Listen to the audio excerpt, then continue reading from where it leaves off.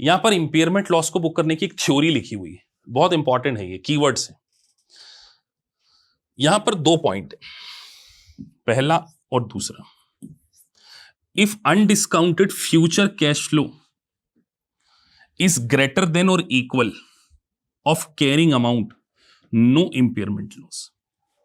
यानी कि अगर हमने कोई एसेट को बाय किया है और उसको यूज करने से होने वाले कैश फ्लो अगर कैरिंग अमाउंट से ज्यादा है तो इंपेयरमेंट एग्जिस्ट ही नहीं करता। एग्जाम्पल समझाते हैं।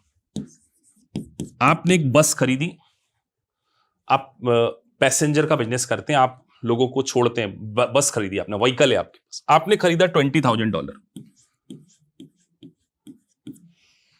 अब इस बस को यूज करके आप क्या करेंगे, कैश फ्लो जनरेट करेंगे। लेट से आपको कैश फ्लो 18,000 का ही जनरेट हुआ, तो ये कैश का इनफ्लो है।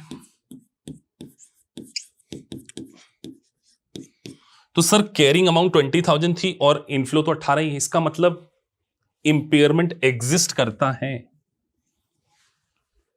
पहली स्टेप में आपको केवल यह पता चलेगा कि इंपेयरमेंट एग्जिस्ट करता है या नहीं करता है।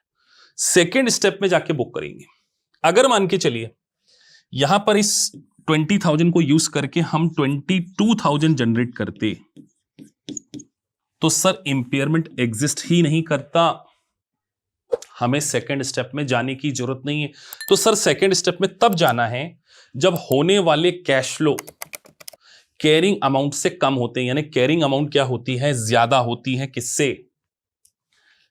Undiscounted future cash flow. यहां पर एक वर्ड लिखा है अनडिस्काउंटेड, इसको भी मैं हाईलाइट कर रहा हूं। क्या होता है कि जो चीज फ्यूचर में मिलने वाली हो, यूएस गैप बोलता है उसकी प्रेजेंट वैल्यू नहीं निकालना। यानी कि 5 साल बाद अगर आपको 50,000 होना तो आज भी उसको 50,000 ही मानेंगे। You don't need to discount, present value का यूज नहीं करना।